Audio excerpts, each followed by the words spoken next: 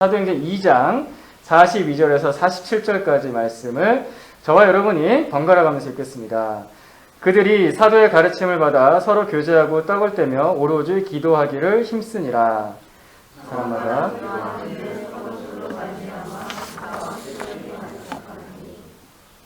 믿는 사람이 다 함께 있어 모든 물건을 서로 통용하고 또 재산과 소유를 팔아 각 사람의 필요를 따라 나눠주며 날마다 마음을 같이하여 성전에 모이기를 힘쓰고 집에서 떡을 떼며 기쁨과 순전한 마음으로 음식을 먹고 하나님을 찬미하며 또 온 백성에게 칭송을 받으니 주께서 구원받는 사람을 날마다 더하게 하시니라. 아멘. 네. 오늘 본문 설교 제목은 삼시세끼입니다. 제가 이 오늘 본문을요, 사도행전 2장을요, 20년 전쯤에 공부를 했었습니다. 누가 시켜서 공부를 한 게 아니라 고민이 있어서 사도행전 2장 이 본문을 들여다봤습니다. 그 고민이 뭐였냐면은 교회였습니다. 교회가 고민이었습니다. 제가 20살이 되어서 청년이 되어서 교회 청년부에 들어가 보니까 교회다움이 무엇인가에 대해서 고민을 하기 시작했습니다. 뭐가 진짜 교회일까? 교회다웠다는 게 뭘까라는 것에 대해서 고민이 되었습니다. 어떻게 하면 하나님께서 기뻐하시는 청년부가 될 수 있을까? 그리고 고민을 하다가 이 고민의 질문이 이렇게 바뀌게 되었습니다. 어떻게 하면 하나님께서 기뻐하시는 교회가 될까? 어떻게 하면 하나님께서 기뻐하시는 그리스도인이 될까? 이 고민, 이 질문을 던지게 되었습니다. 그래서 사도행전 2장 이 본문 말씀을 묵상하고 공부를 하게 됐습니다. 그러면서 여기에 뚜렷하게 나타나는 모습들이 정리가 되었던 거죠. 가르침, 교제, 기도, 섬김, 예배, 그리고 전도까지. 그리스도인이라면, 예수 믿는 사람이라면 모이면 당연히 하는 것들, 그리고 그들의 삶의 열매들이 여기에서 보였습니다. 그래서 이 말씀을 보면서 이게 원래 교회 모습이야 라고 생각이 들었고 이런 걸 참 발견하니 감사하다. 그리고 나도 좀 기특한데 라는 생각이 들어서 스스로 좀 뿌듯해했습니다. 그래서 이걸 들고서 제 멘토 목사님, 그 당시엔 전도사님이셨는데 전도사님한테 쭈르르 가가지고 전도사님 제가 이런 걸 발견했어요 라고 이렇게 보여드렸어요. 그랬더니 그때 전도사님께서도 저를 보시면서 기특하다라고 하시면서 뿌듯해 하시면서 이 내용을 가지고 저랑 같이 교제를 나눠주셨습니다. 그런데 나중에 알고 보니까요, 이렇게 정리한 내용이 이미 많이 있었더라고요. 잘 정리해 놓은 사람들, 수많은 사람들이 이 내용 가지고 교회는 이런 모습이야 라고 저보다 훨씬 더 잘 정리해 놓으신 분들이 많았습니다. 저는 저만 아는 줄 알았어요. 20년 전쯤에 저는 굉장히 교만했습니다. 지금도 교만하지만 그때는 더 교만했습니다. 나만 한 줄 알았어요. 어쨌든 나만 한 게 아니었다는 거죠. 저만 이 생각을 하는 게 아니었어요. 무슨 말이냐면요, 수많은 사람들이, 생각보다 많은 사람들이 교회를 생각을 합니다. 교회를 고민합니다. 생각보다 많은 사람들이 교회를 사랑합니다. 오늘날에도 교회를 고민하는 사람들이 많습니다. 그 뜻은 무엇이냐면은 생각보다 많은 사람들이 교회가 어떻게 건강해져야 될까 그걸 고민하고 애쓰고 있고 그만큼 교회를 사랑하고 있다는 뜻입니다. 예수님을 사랑하고 예수님의 몸된 교회를 사랑합니다. 이게 성경에 나타난 구원받은 자들의 공통적으로 나타나는 특징입니다. 예수님만 사랑할 수가 없습니다. 예수님을 사랑하다 보면은 예수 그리스도의 몸이라고 예수님께서 말씀하신 그 교회를 사랑할 수밖에 없습니다. 그래서 개인의 신앙과 공동체의 신앙은 늘 항상 같이 가게 되어 있습니다. 이게 따로 가게 된다라고 하면 이거는 정상이 아닌 것입니다. 지난주까지 제가 교회 개척훈련 강의라는 걸 들었습니다. 총회에서 하는 교회 개척훈련 강의를 열심히 들었습니다. 진짜 하나도 빠지지 않고 중간에 스킵하지도 않고 스킵할 수도 없고요. 그냥 처음부터 끝까지 다 들었습니다. 내용을 다 듣고 또 지난 주간이 저희가 종교개혁기념주일이라고 했습니다. 종교개혁기념일을 지내보면서 20년 전에 했던 이 고민을 다시 떠올리게 됐습니다. 하나님, 어떻게 하면 하나님께서 기뻐하시는 교회가 되겠습니까? 어떻게 하면은 하나님께서 기뻐하시는 그리스도인이 되겠습니까? 기도할 때 제 마음에 감동을 줘서 이 말씀을 가지고서 기도하고 하나님께 물었습니다. 그래서 다시 보게 되었는데요. 다시 보다 보니까 이번에는 너무 지극히 평범한 일상인데 여기에 반복되는 행동이 나옵니다. 그거를 좀 발견하게 되었습니다. 제가 발견한 구절은요, 42절과 46절입니다. 여러분 42절하고요, 46절을 자세히 보시면서 반복되고 있는 것이 무엇인가 한번 살펴보시겠습니까? 발견한 분 손 높게 드신 분. 손 들고. 아, 예, 그렇죠. 떡을 떼며입니다. 떡을 떼며. 아, 훌륭하십니다. 네. 떡을 떼며 라는 단어가 반복이 됩니다. 밥 먹는 얘기가요, 42절 그리고 46절에 똑같이 두 번이 반복됩니다. 그러니까 이게 얘기가 나오다가 한참 뒤에 다시 한번 나오는 게 아니잖아요. 지금 한 단락이거든요. 한 단락인데 굉장히 짧은 구절 사이에 떡을 떼며라는 단어가 그 표현이 두 번이나 나오고요. 46절에서는 뒤에서 또 더 자세하게 나옵니다. 기쁨과 순전한 마음으로 음식을 먹었다라는 말이 나옵니다. 왜 이걸 기록을 두 번이나 했을까? 이게 왜 이렇게 중요했을까? 먹는 게 뭐가 그렇게 중요해서. 사실 중요했던 것 같아요. 교회는 항상 모이면 먹잖아요. 요즘에 잘 못 먹어서 좀 안타까워 하는데, 그래가지고 같이 있던 어떤 자매님께서는 목장 모임할 때 너무 배고프다라고 하셔가지고 화가 난다! 이러시기도 하셨는데, 어떻게 해요? 코로나19여서 지금 뭐 같이 먹지 못하는, 옛날에 진짜 많이 먹었는데, 막 이렇게 점심도 먹고 저녁도 먹고 막 그랬는데, 좀 안타깝습니다. 근데 먹는다란 말이 여기 잘 나온다는 거죠. 처음 교회에서 여기서 떡을 뗀다라는 이 표현은요, 성만찬을 의미합니다. 예수님의 몸과 예수님의 피를 기념해서 먹는 성만찬을 떡을 뗀다라는 이 표현으로 썼습니다. 사도행전 20장에도 똑같은 표현이 나오는데요. 20장 7절 말씀입니다. 같이 한번 읽어보겠습니다. 시작. 그 주간의 첫날에 우리가 떡을 떼려 하여 모였더니 바울이 이튿날 떠나고자 하여 그들에게 강론할세 말을 밤중까지 계속하매. 아멘. 그리스도인들은 주간의 첫날에 모였습니다. 주간의 첫날 무슨 요일이죠? 일요일이에요. 일요일. 주간의 첫날 우리가 보통 월요일부터 출근을 하니까 월요일이라고 생각을 하는데 달력 잘 보세요. 거의 대부분의 달력은 일요일이 첫 번째 날로 나옵니다. 그리고 이 당시의 문화와 배경 가운데서 일요일이 항상 다 첫 번째였습니다. 일요일이 제일 첫 번째 날입니다. 주간의 첫날은 일요일입니다. 일요일에 모였습니다. 그날을 주일이라고 했습니다. 주님의 날. 왜냐? 그날 예수님께서 죽으시고 3일 만에 부활하신 날이 일요일 새벽이었기 때문에 주일, 주님의 날 해서 그날에 모였던 것입니다. 그래서 주간의 첫날에 주일에 모였습니다. 주일에 모여서 두 가지를 했죠. 말씀을 들었습니다.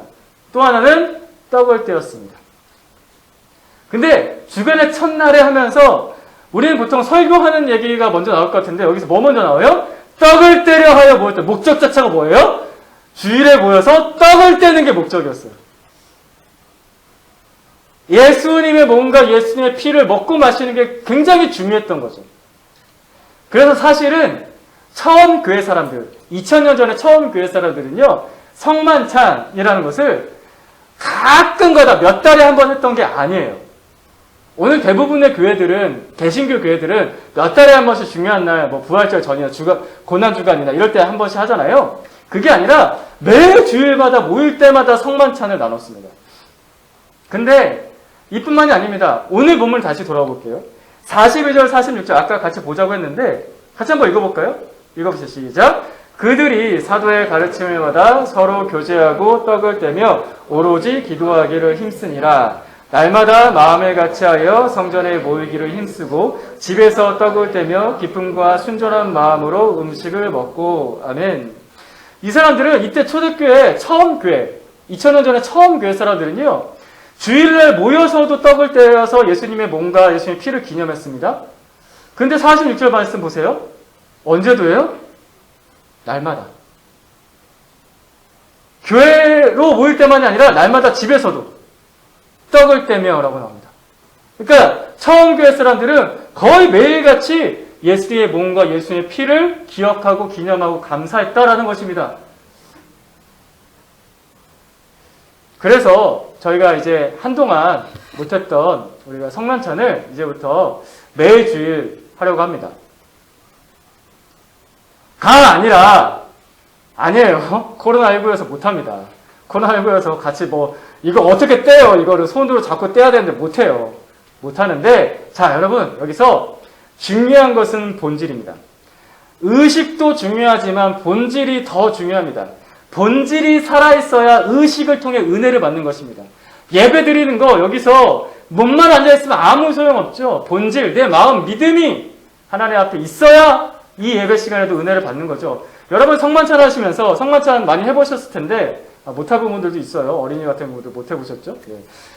성만찬 하시면서 이 빵이 정말 예수님의 살이고 이 피가, 이 포도주가 정말 나를 위해 예수님의 피다라는 걸 느끼면서 뜨거운 눈물을 흘리고 감격했던 적이 몇 번이나 있으셨습니까? 그래서 그 빵과 포도주 잔을 붙잡고서 차마 입에도 넘기지 못하고 그 자리에서 무릎을 꿇고서 엉엉 통곡하여 보신 적 있으십니까? 본질이 없으면요, 빵 조각이고 음료수에 불과합니다. 자, 본론은 이것입니다. 본질은 이것입니다. 어떻게 하면 매 주일 그리고 매일 예수님의 몸과 예수님의 피를 받아 먹으며 감사하면서 살 것인가. 이게 본질인 거예요. 그래서 이제부터가 오늘 설교의 본론인데요.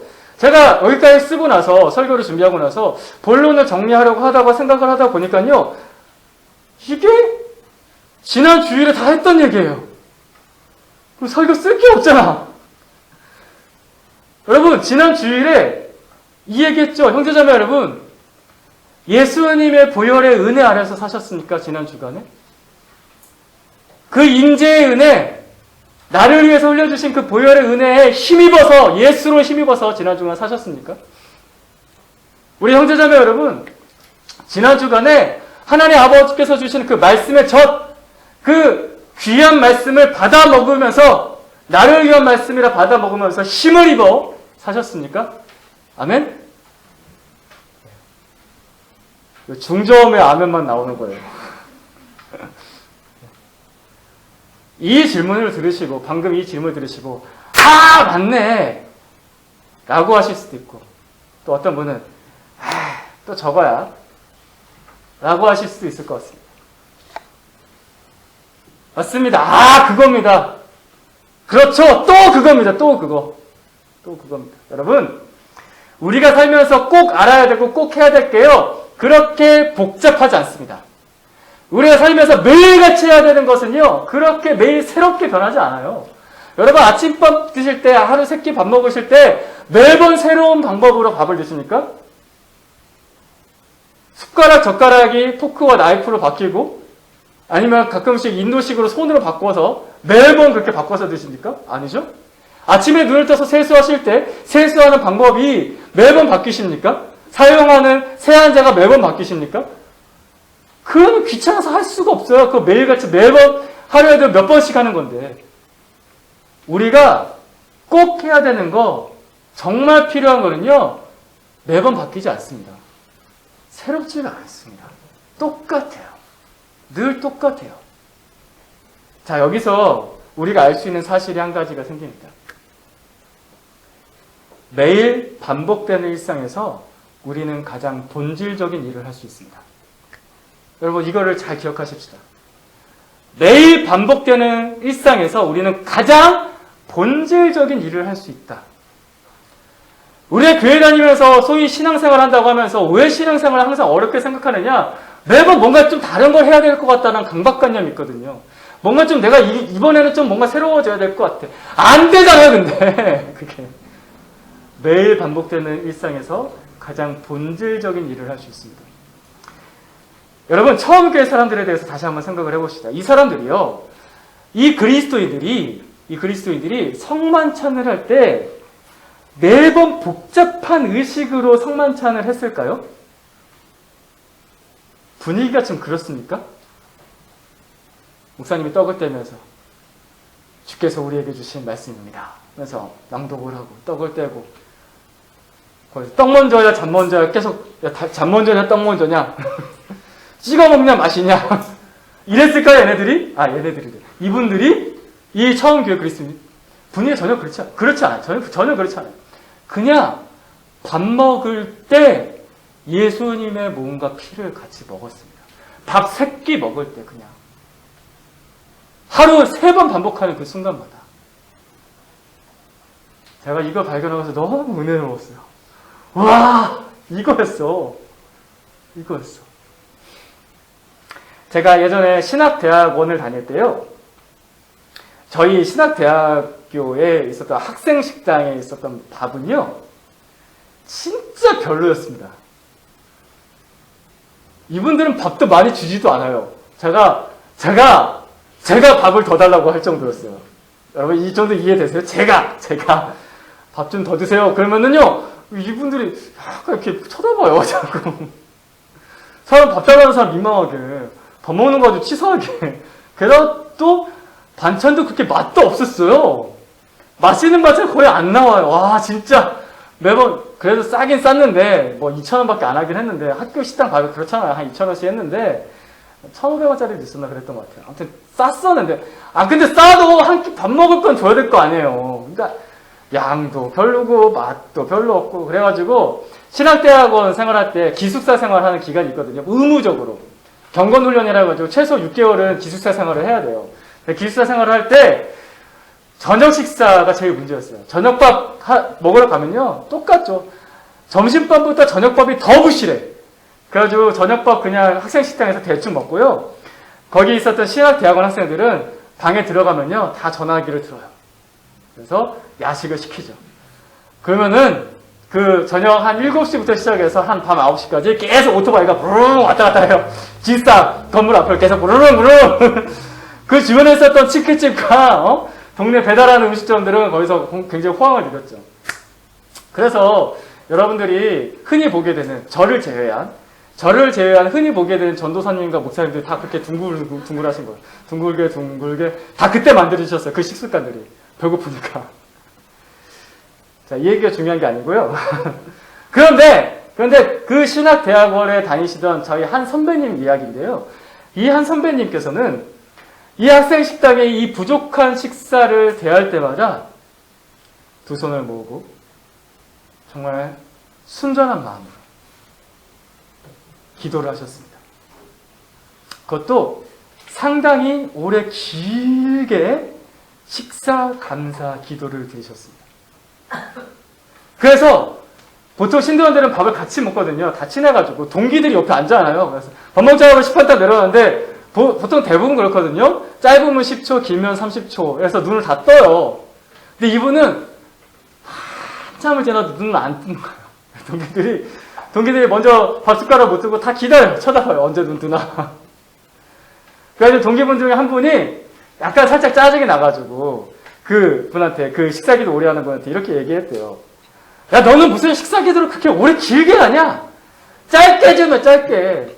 전도사인 거 티내냐? 식사기도 길게 하는 거 다들 조금 싫어하시죠?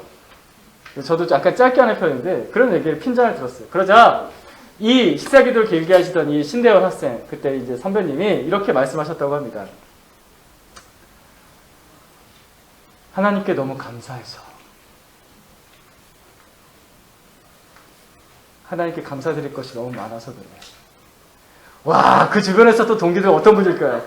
야, 천하의 나쁜 놈들이 나는. 나는 하나님께 감사할지도 모르는 천하의 나쁜 놈들이지. 근데 이분은 밥을 먹을 때마다 가슴에 떠오르는 거예요. 하나님께 너무 감사한 게 많다는 게. 하나님께서 내게 주신 게 너무 많다는 게 떠오르는 거예요. 밥 3끼 먹을 때마다. 그 평범한 일상 가운데서. 그래서 식사 기도를 그렇게 간절하게 드리셨 선배님이 계셨습니다. 어떻게 하면 하나님이 기뻐하시는 교회가 될까? 어떻게 하면 하나님께서 기뻐하시는 그리스도인이 될까? 제가 20년 전에도 그렇고요.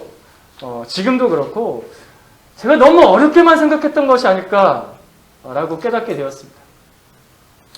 그러니까 이 말씀 보면서요. 내가 하고 있지 않은 걸 가지고 그리고 내가 또 못하는 걸 가지고 고민만 너무 많이 하는 거죠.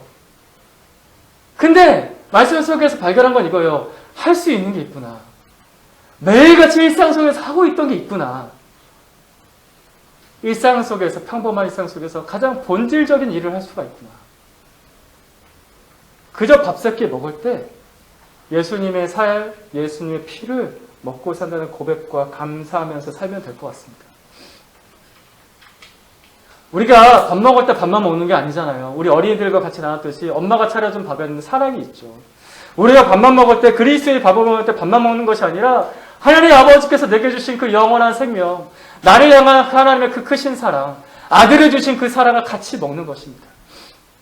그래서 오늘부터 하루 3번 밥상에 앉으실 때마다 이렇게 고백하고 감사했으면 좋겠습니다. 아까 어린이들과 같이 기도했던 것처럼 하나님 감사합니다. 오늘도 예수님의 살과 피를 먹고 삽니다. 주셔서 감사합니다. 하루 3번. 요즘 2번 먹나요? 아무튼 2번 먹든 3번 먹든 하루 3번. 평범한 일상에서 우리는 본질적인 일을 할 수가 있습니다. 마지막으로 우리 46절과 47절 말씀 같이 읽겠습니다. 같이 읽고 마치겠습니다. 46절, 47절입니다. 같이 봅니다. 시작.